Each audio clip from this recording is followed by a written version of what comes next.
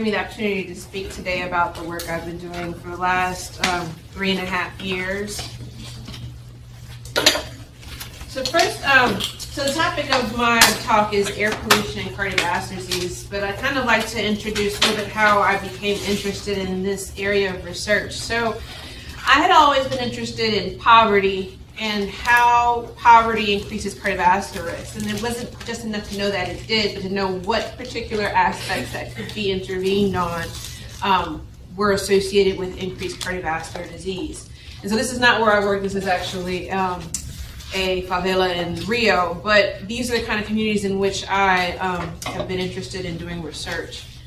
So just to introduce to those of you who may not know how prevalent cardiovascular disease is in low and middle income countries. So cardiovascular disease causes 34% of deaths in Latin America, and this is likely, to be honest, an underestimation. It's based on the mortality data that's available. In contrast to what a lot of people think, it affects the poor as well as the wealthy. So, so this is not just for high socioeconomic status people, but it actually can be pretty devastating to low-income communities. It also occurs at an earlier age than in high-income countries. So not only are you seeing it in low-income communities, but actually during the ages in which someone would be working and taking care of their family, they may be affected by cardiovascular disease and associated disability. The hospitalizations and the medications and procedures that are used to treat cardiovascular disease are often a source of catastrophic household spending for many low-income families. So this is also an economic problem, both on the productivity side, but also in the expenditures. And then one thing that I've slowly been kind of more involved and interested in are the environmental cardiovascular risk factors, such as air pollution. And we know, while the United States has done a decent job of improving air pollution in many of our cities, that many parts of the world are actually seeing large increases in air pollution, which will have cardiovascular consequences. So just to introduce to those of you who may not be physicians, who may not work in cardiovascular disease, what do I mean when I talk about cardiovascular disease? So I like to break it up into 3 simple categories. One is atherosclerosis, or what people oftentimes refer to as the hardening of the arteries or plaque buildup in arteries. So the arteries, there's different arteries in the body that can be affected. It can be arteries that feed the heart, so we call that coronary disease. It can be the arteries that feed the brain, we call that cerebrovascular disease, or it can be the arteries that feed the arms and the legs, we call that peripheral vascular disease as well. And so when you have the buildup of plaque in an artery, it decreases blood flow, and that is not good for an organ, and we call that ischemia. The other type of cardiovascular disease, another large category, is heart failure. And heart failure has many different flavors. It's not just one disease, but the best way to describe it is a decrease in the heart function so that it cannot meet the demands of the body. So if the heart can't pump enough blood to meet the metabolic demands, then you have oftentimes the clinical syndrome of heart failure, which includes poor exercise tolerance, shortness of breath, and leg swelling as some of the main kind of signs and symptoms. And then as the third large category are arrhythmias. So these are abnormal heart rhythms. Normally we have a nice coordinated contraction of the atria and the ventricles in a nice kind of regular fashion. We have top chamber or atrial arrhythmias that for the most part tend to be non-fatal, so they cause symptoms, but you usually don't die immediately from it. And then there's bottom chamber or ventricular rhythm, abnormal heart rhythms, and those oftentimes can be fatal. So there's several ways to think about cardiovascular disease research in global health settings. I just want to introduce to you, this is not a comprehensive list, but I was involved in a conference that took place in Atlanta in September. When we asked for people to submit their work to us, we had to come up with a list of what kind of research we were looking for. And so some of the things included disease pathogenesis. So there's some places where you can understand how disease occurs better in some settings versus others. That may not be outside the United States. Novel therapeutics, so that includes things like mHealth, and also includes other types of interventions, both pharmacological and behavioral. Prevention, implementation science, so actually we know certain things work, but how do we actually in real world settings make them, apply them to large groups of populations and make them effective. health disparities research. So looking at, as I talked about, disparities between people who have more money and less money, higher SES and lower SES, but how does that look in different settings? Health systems as well, and health policy. And then one thing that I like to highlight is a lot of these methodologies and the evidence that's generated can be applied to high income settings. So it's not a one-way street, it is a two-way street. So the things that we learn in other settings we can bring back to the United States to help improve our health as well. So I'm going to do three main things in this talk. I'm going to review some of the existing literature on air pollution and cardiovascular disease. There's a lot of literature, so it's not comprehensive at all, but just to introduce to you so you can see what we know about it. I'm going to describe two air pollution studies that I have been involved in Peru, and then describe the next steps in this research. So a little bit about air pollution. So there's two main types of air pollution that we often discuss. One is ambient air pollution, and this is mainly from fossil fuel combustion. So we think about cars, trucks, coal power plants, industry sources. And then there's also household air pollution, and the type of household air pollution that we talk about in global settings usually involves biomass fuel combustion. So wood, dung, organic debris are burned for cooking and heating in the home. Now all of these, both types actually release fine particulate matter. And so fine particulate matter is basically particles suspended in the air. There's also coarse particulate matter, which is also suspended in the air, but settles a little bit more, and then ultrafine, which can get into the small airways in the lungs. And they can include organic and inorganic compounds, depending on the source. There's also different gases that are released in combustion, including carbon monoxide and O2. And again, the composition and the relative concentrations of these gases and the particulate matter depend on the fuel type. So that's why we like to be specific when we talk about ambient air pollution versus household air pollution.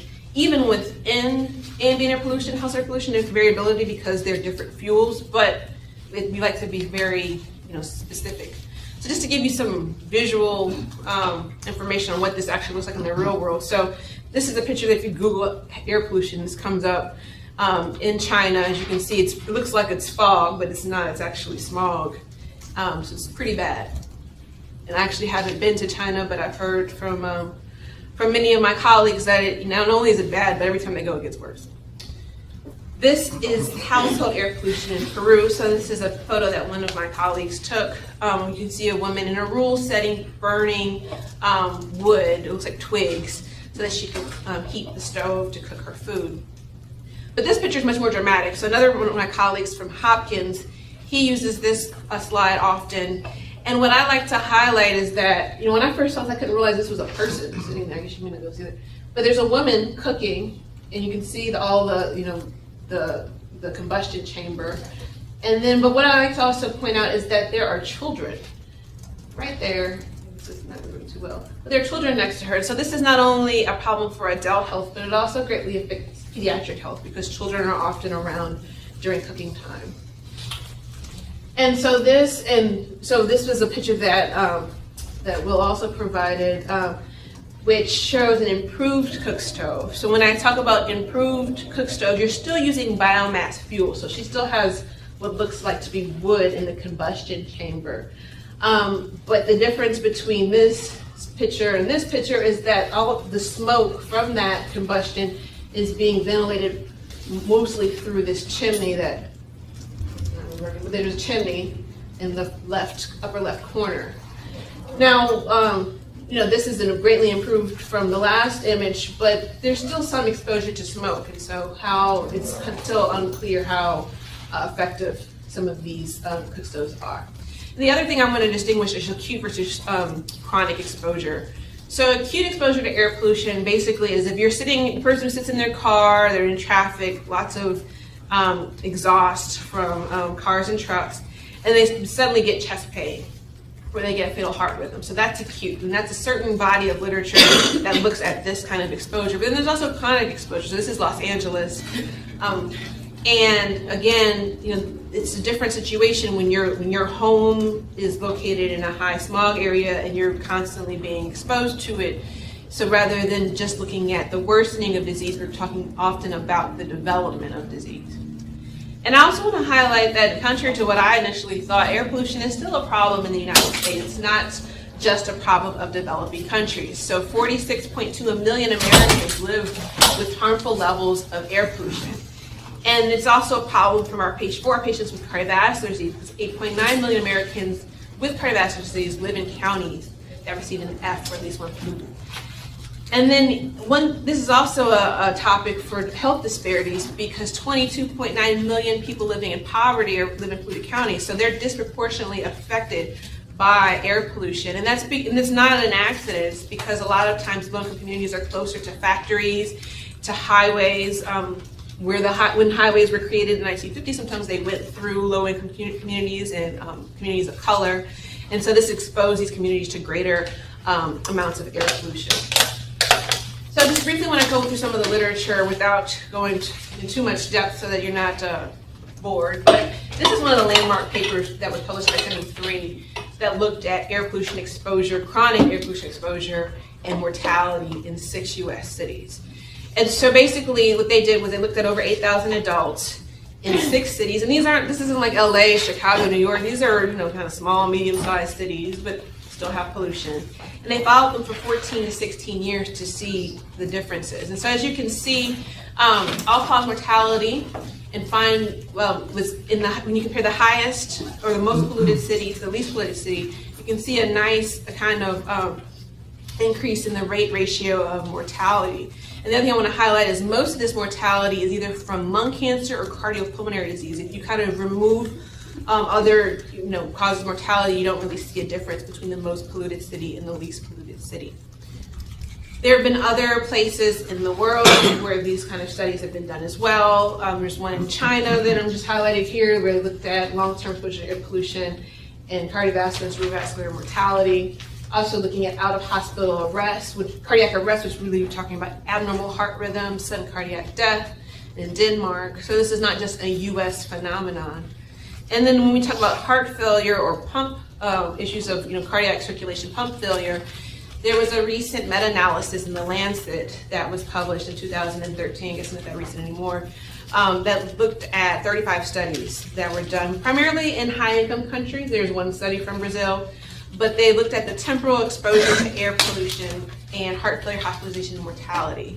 And they kind of did, a little bit more a finer analysis, not just saying pollution in general, but looked at PM 2.5 levels and also some of the gases. So this is just the figure for PM 2.5 exposure, but as you can see, with each 10 microgram per cubic meter increment of PM 2.5, you see greater, the combined endpoint of heart failure, hospitalization, and mortality is greater.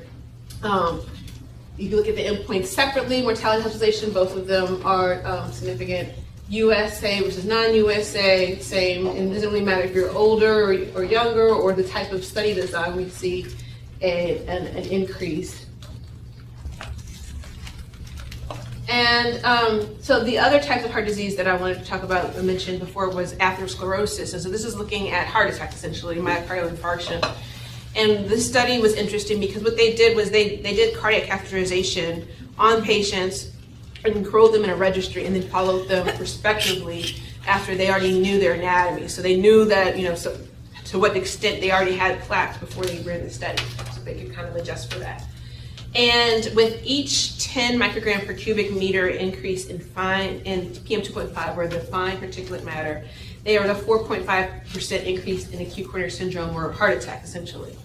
So this is one of the larger kind of well-cited studies. But then more recently, and this study was published in Heart a few months ago, they did a similar study in the UK and in England and Wales, and basically combined data from multiple databases, including their air pollution monitoring, mortality, hospitalization, and heart attacks, and wanted to look at the association between the components of air pollution and these cardiovascular endpoints. And contrary to what most people had been thinking and most of the existing data, their greatest association was not between the particulate matter, which are the suspended particles in the air with cardiovascular disease, and most of it was actually with the gas, the NO2. And most of the events that were associated with NO2 exposure were arrhythmias, heart failure, and atrial fibrillation, and it wasn't actually heart attacks. So I just show this slide because, not that I don't believe that air pollution can cause heart attacks, it probably can, but we still have data that contradict each other, and we don't know as much as we think we do about the cardiovascular impact of air pollution exposure. And that means that there's still opportunities for additional research to better understand this. And in this study, I just this is more hypothesis generating anything, but sometimes we can use animal models so we can understand how exposures can cause disease. And so what they did was they actually took two groups of mice. One of them were exposed to diesel exhaust for 9 months, and the other one wasn't, and then looked at their hearts to see what was the difference. And we saw a difference in basically the geometry of the heart, the function of the heart. So it didn't squeeze as well when they were exposed to air pollution. It didn't relax as well, so the diastolic dysfunction was decreased. And then it also had fibrosis, which is actually scarring within the heart, more in the air pollution exposed than the non-exposed. So all of this, mouse hearts are not the same as human hearts, even though we're both mammals. And there's been a lot of things that have been shown in mice that don't work in humans, but this is very interesting and kind of leads to more hypotheses about what air pollution can do to actually cause changes in your heart that ultimately could lead to disease and to heart failure. And so there's many kind of studies in healthy people where they show the immediate kind of physiologic changes that occur with air pollution exposure. And then also there's studies that compare people more longitudinally. So because of that, we kind of have some understanding of how air pollution actually gets into the body and causes disease. Some of it may be mediated through inflammation of the lungs. So most, your lungs, you breathe in air, there are particles in the air, it gets trapped in the lungs, in the walls, and it causes inflammation that chronically over time can affect the heart, because inflammation also affects vascular health. There's also some evidence that these fine particles, the ultrafine particles, can actually go directly into the bloodstream. And so if that happens, then it can interact directly with the vascular walls and change vascular endothelial function and vascular function.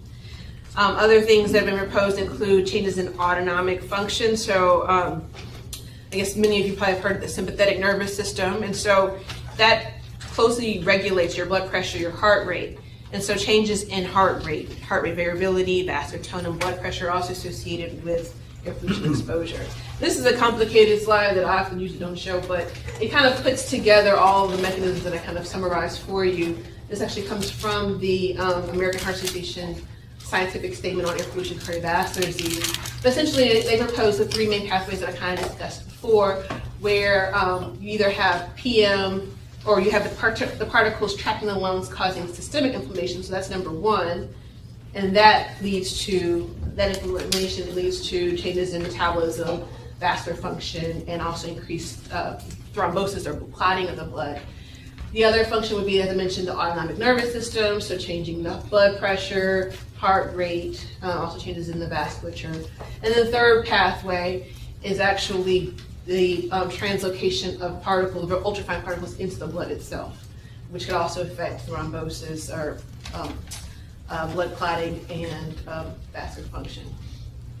And so the last thing I want to show you is just, this came out a few months ago from the European Heart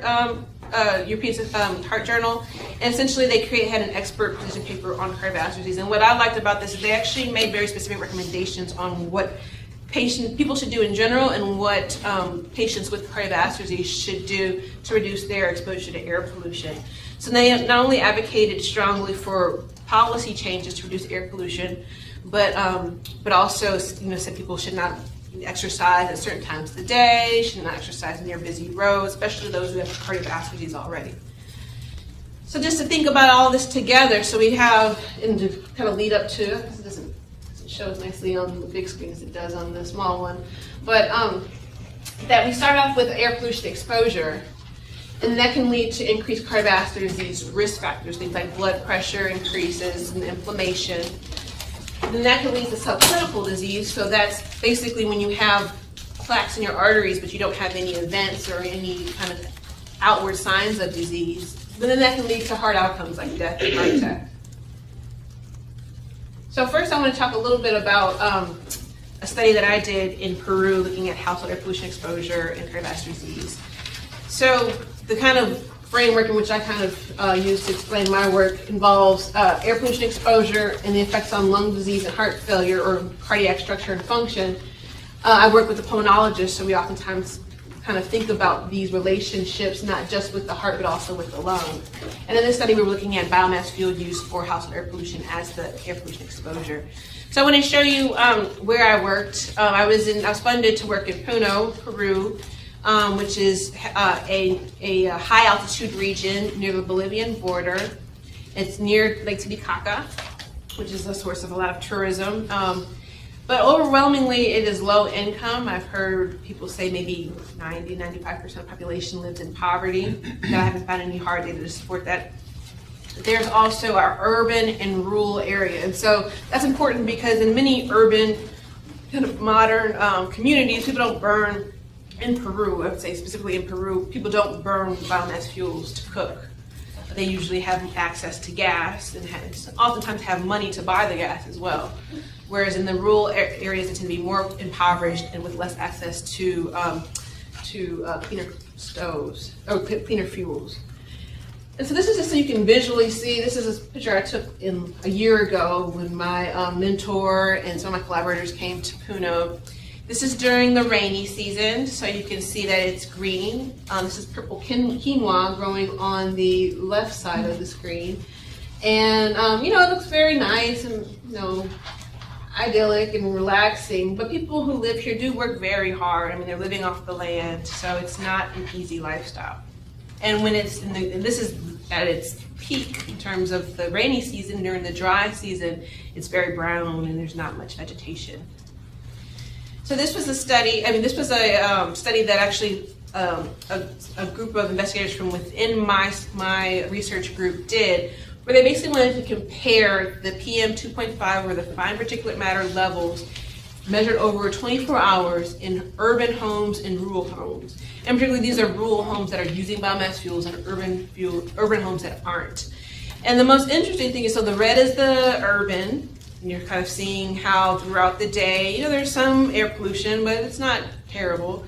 And then then you look at the rural homes. It's the black solid and the black dashed lines. And what I find the most interesting about this figure is there's not much difference between the rural homes with a chimney and the rural homes without a chimney.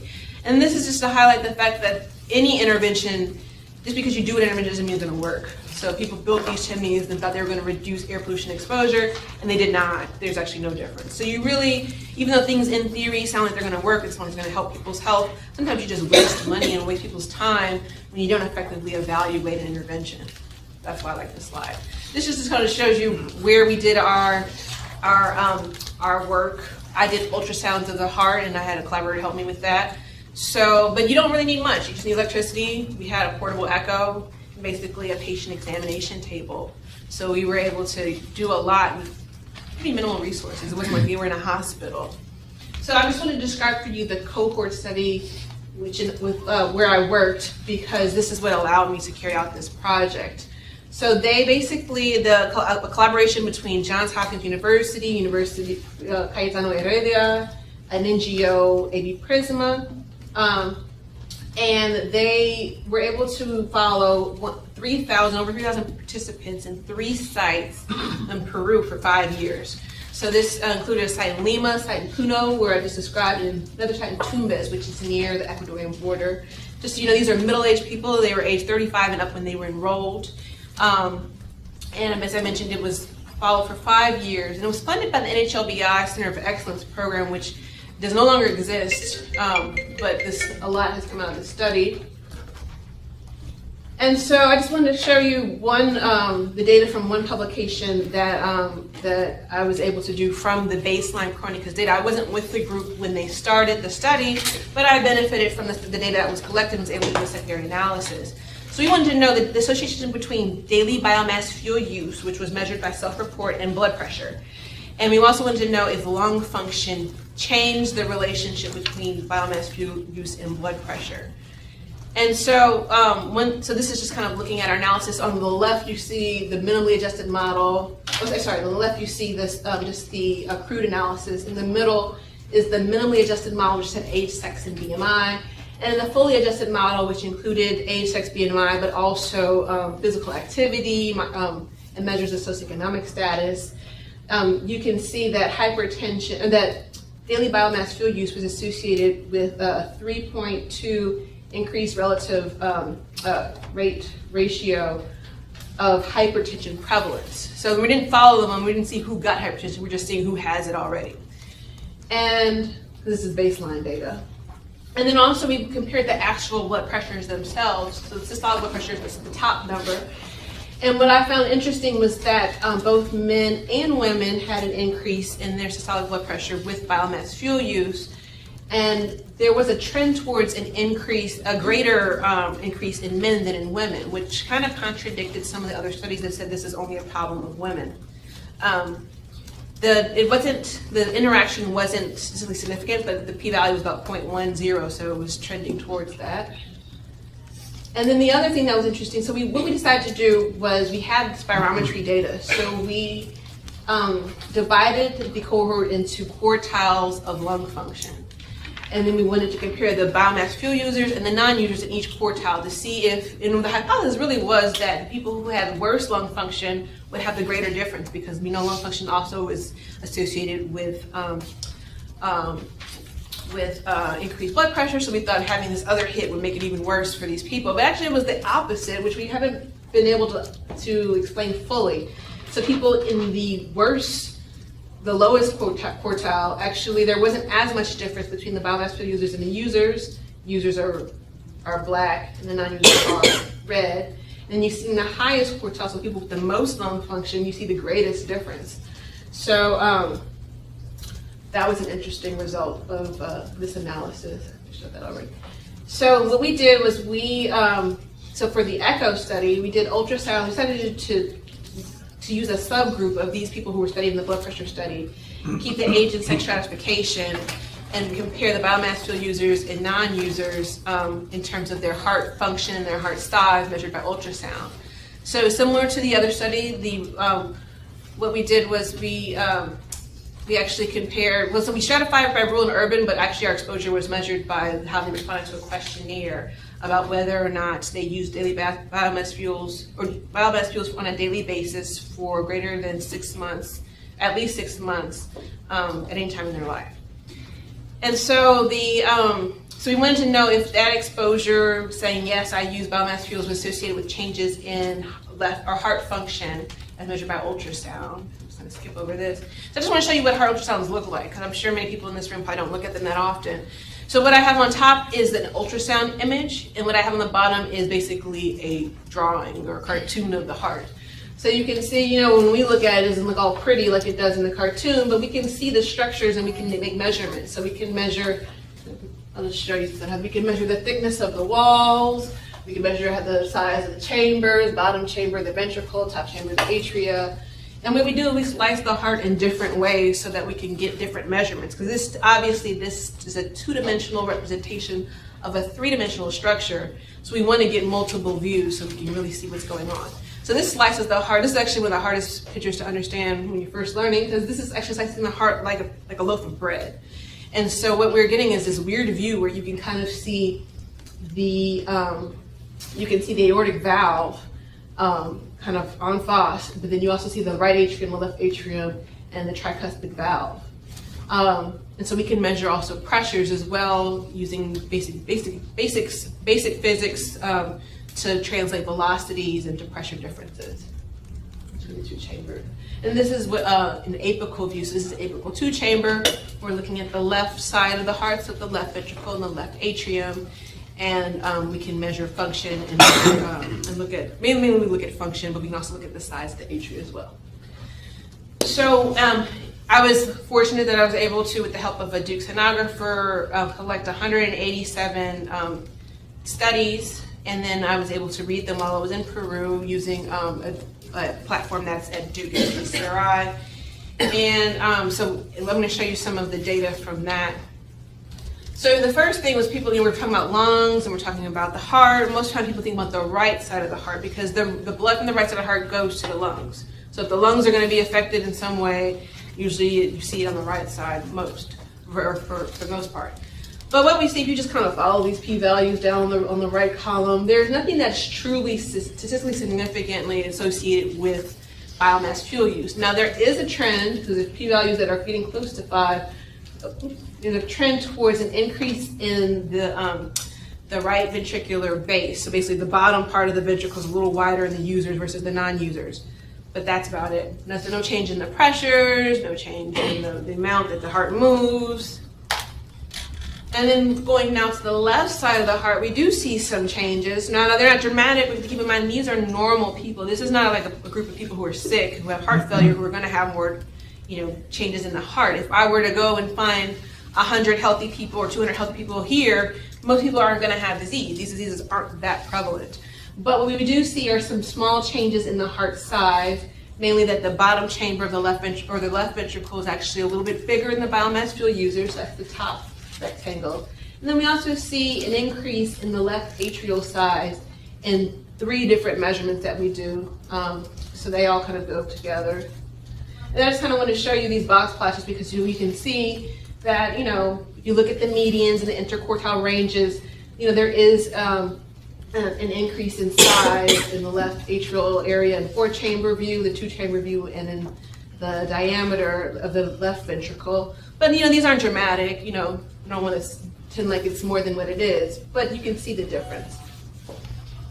And so the next study I wanted to look at, so this is the one that I've actually kind of completed most of the analyses and working to write on the paper now, but we also decided to look at ambient air pollution in the Lima site. I also was in Lima and doing this with the same kind of theoretical or conceptual framework. We wanted to look at ambient air pollution as the exposure.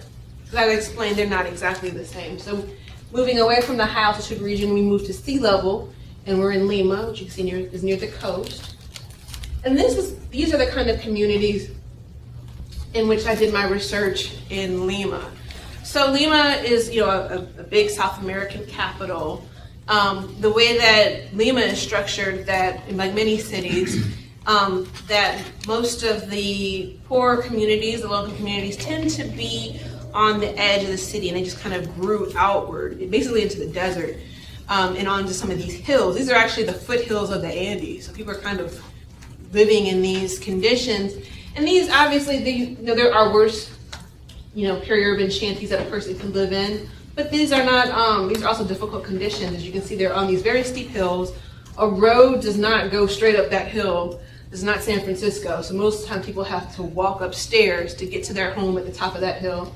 And this is not the community where I worked, but it looked very similar. This is actually right outside of the tourist area where the cathedral and the main square is.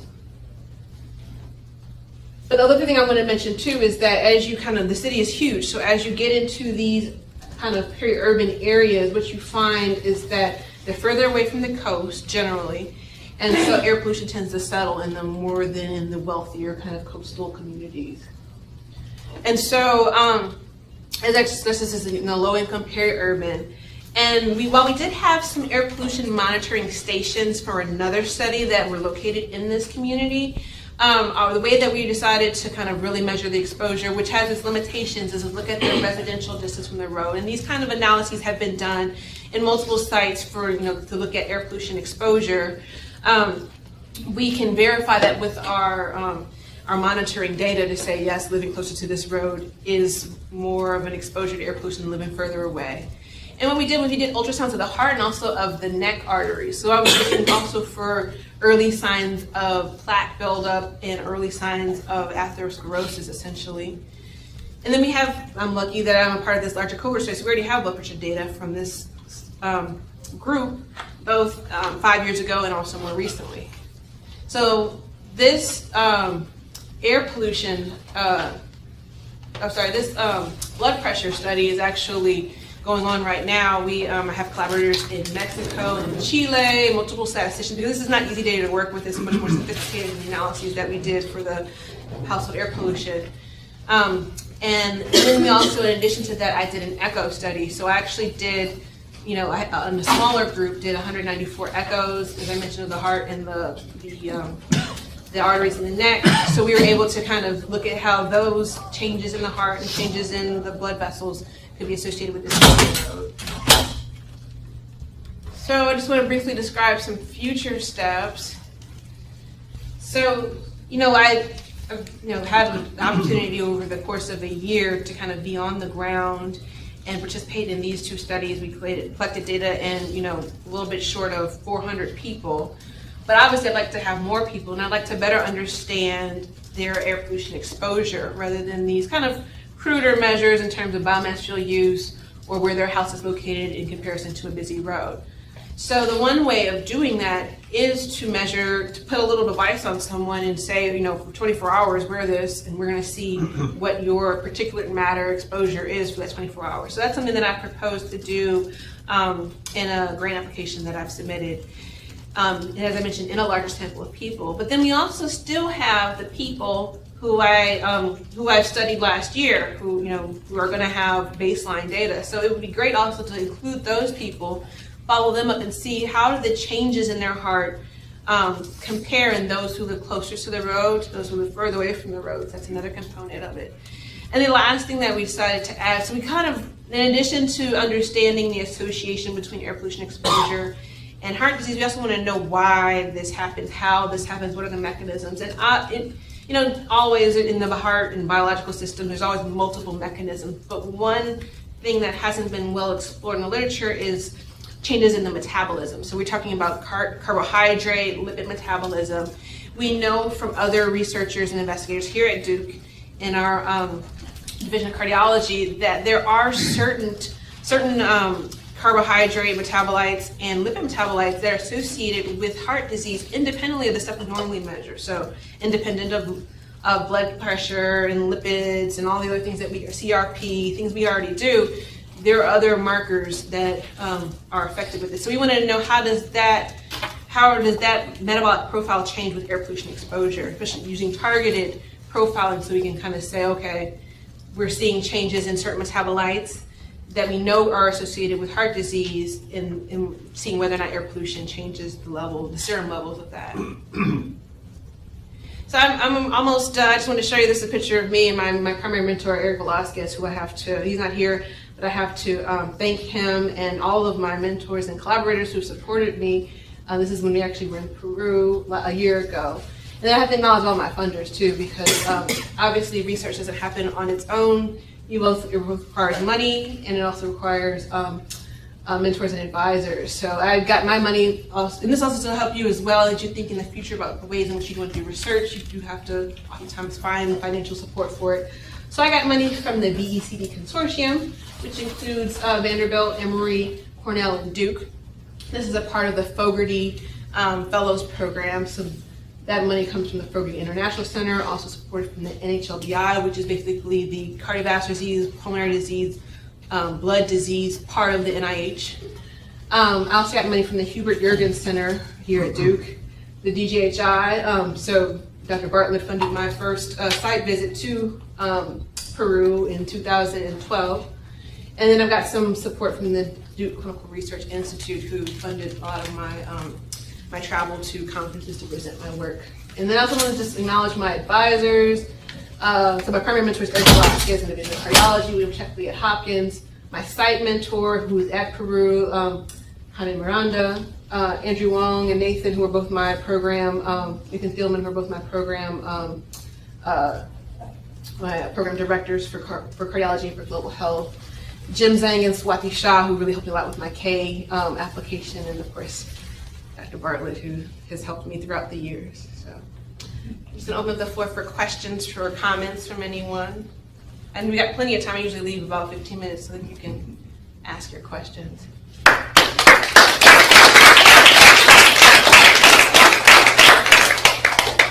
So questions? Feel free to ask anything, yes. Can you show where in Lima, again, in the map? Oh, where Lima is? Mm-hmm. Where in Lima? Because I was trying to figure out where Pampas was and I can't. Oh, yes. This is not moving too well. I'll show you. So this is the city of Lima. Right. And Pampas, I should have showed you a map of Pampas. I have some images. Basically, it's in the southern kind of periurban area. So is it close to Trujillo? Torrillo is further south than Torrillo. So if you see San Juan de Miraflores, Right. it's in San Juan de Miraflores. Pampas is actually the name of the community. Oh, okay. It's like a neighborhood. Gotcha. But San Juan de Miraflores is the district. Okay. So you said that in your first study, both men and women were affected just as much by household air pollution. But do you know if it was exactly the same causes, or if men were affected maybe more at other places they were at during the day, if they worked in places that had air pollution, whereas women were more through cooking and household chores, or if it was really just all in the same household? So that's a great question. I mean, you're right. We divided them between their biomass fuel users and non-users, but it's possible that there are other things that biomass fuel users do that aren't related to their household air pollution that could be affecting their blood pressure. And that's one of the limitations of these observational studies, is we don't measure everything. The one thing I will say that I thought was interesting is that, we know that, men, just the cardiovascular system in men is different than in women. And often the onset of certain diseases occurs at different times and in men and women, so the biology is different. So sometimes I wonder when I saw those data, because men aren't doing most of the cooking in this culture. It's not a culture where men cook. So while they're getting some exposure, you imagine maybe at the beginning of the day, maybe at lunchtime, and maybe at the end of the day, they're not actually standing over the stove. But is the interaction between the exposure with men different than with women? Are they, if they're even getting a lower exposure, are they having a greater effect? That was my hypothesis, but you're right. There are a lot of things. Now, most of these men are involved in agricultural work, and I don't think they're doing much burning out in their agricultural work. And we know that the air pollution exposure in the outdoor part of rural Puno is pretty low. But you're right, they could be near a highway, they could be doing all kinds of things that I don't know that are increasing their risk. Yes. So to improve your exposure assessment, you're proposing using these little portable devices. How accurate are they, and how much do they cost? Yeah, that's a good question. So they've been around for a while, and I'm not an environmental scientist, so I have to consult with people who do this on a regular basis and talk about the pros and cons of different devices and different ways of measuring pollution exposure. Because as you pointed out, this is just measuring the particulate matter. We're not even measuring gases, we're not measuring other things, we're not even looking at what is the compound in the particulate matter, we're just looking at the fact that it's there. But they've been used a lot, and they've been used in other studies, so I feel like it was a good first step, even though it wasn't the most complete assessment of the exposure. They're expensive. They're about maybe $5,000 each. So I budgeted to buy 5 of them. But then you're wondering, but this also comes up, if I give someone a monitor, great, I don't think they're gonna be able to sell it for any value on the street, no one wants this, but it does put me at some kind of risk that someone could just throw it away or lose it and not realize that was $5,000. So that is something that I've thought about. You need to talk to some of the people in the Nicholas School, because there's companies in the park, Research Triangle Park, that manufacture individual survey, and they're very good. They're low battery use. They can be downloaded into computers, laptop computers, and they don't cost $5,000. Okay, they'll work with you. So you need to talk to some people in the Nicholas. Yeah, I had met with Jim Zhang. But there's not Jim, but there's other people. Other people. There's been some programs ongoing that John probably knows about. Okay. John Hollingsworth in India. They're NC State people that have developed the. When the people at the Nicholas School, maybe Peter's right, but the people at the Nicholas School were working with a group down in the park, a private group. Okay. And, but there's information, and you don't have to spend all your precious money. That would be good. So how does Lima, that was great talk, even the second time around. Thank you for coming. Learn something new. I'm trainable. So what's the ambient air pollution profile of Lima in that area? Are there a lot of two-stroke vehicles? What's the profile of what's there? So what I didn't show you, which I do have some other images that I've incorporated. Essentially, so the community has kind of a hilly area, and then it has more of a flatter area, and it's not it's not on the coast, but the flatter area is going towards the coast. And essentially, there's 2 main roads where all of the trucks, buses for the transportation go through. And then for the smaller roads, mainly on the flat side, there are these little kind of, moto taxis. They're like motorcycles, but then they have a little back part for someone to sit. So that's the main source of transportation for people in the side streets. But when you get to the hillier areas, as you saw, you can't really drive a motorcycle up that. So there's really hardly any traffic.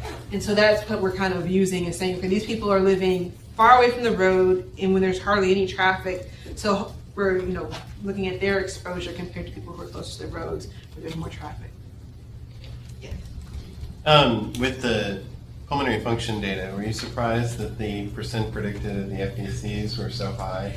Yeah, so... and there is some association with higher altitude and generating larger See, we're clones. lung size. Yeah. but the more, I guess the other point of that is that with greater FVC, your minute ventilation could be higher, and therefore your the amount of particulate matter that or the amount of PM that you would be exposed to could conceivably be higher as well. And I don't know if you thought about that in terms of why your outcomes were so different in that group. Yeah, no, that's an excellent point. And actually, Peter brought up that same point about, when you look at the percent predicted, I didn't highlight it, but in this talk I did an hour ago, that, what we would consider normal is actually on the lower end of lung function for them because of it's extremely high, it's like 14,000 feet. Now, it's funny that I'm glad that someone else has brought this up, that they are maybe getting more exposure to particulate matter with their greater lung functions.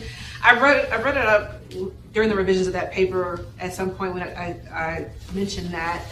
And then one of the co-authors kind of rejected it, so we kind of scratched it out. But that was what, that was what my main thought is. And to be honest, the person who rejected it is not a pulmonologist, so I probably should not listen to him. Well, the other reason that may be interesting is that Lima is certainly sea level, and I've only been to Peru once, but the populations are certainly different in terms of within cities, in terms of the indigenous Indian population versus the more urban European-ish crowd. That's true. And so some of the biology may be different in terms of their genetics, but it may be that you find that there's a difference in the percent predicted in terms of in a different environment. No, definitely. And then just to speak a little bit on the ethnic composition of Lima and in the community where we work. So you bring up a really good point that they are genetically different because they come basically where a lot of, essentially what happened with the development of Lima over time. So there was always a large kind of European and then a little bit Afro-Peruvian population along the coast and in Lima. Over time, because of mainly political issues, terrorism, violence, also poverty, people started leaving, the more indigenous people from the provinces started coming to Lima. And so they are oftentimes the people who live in these urban communities. Not 100%, but you see many more in these communities than you would in a place than in some of the other communities in the center of Lima, or in kind of the heart of Lima.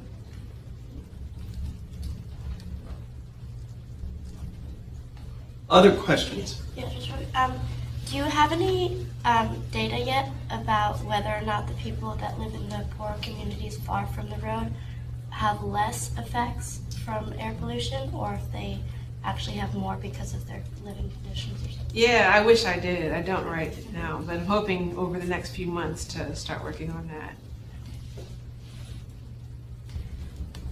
Since you kind of were drifting forward where you're going in the future and you're talking about metabolic studies, and if you're collecting bloods, are you going to be doing genetic sampling also?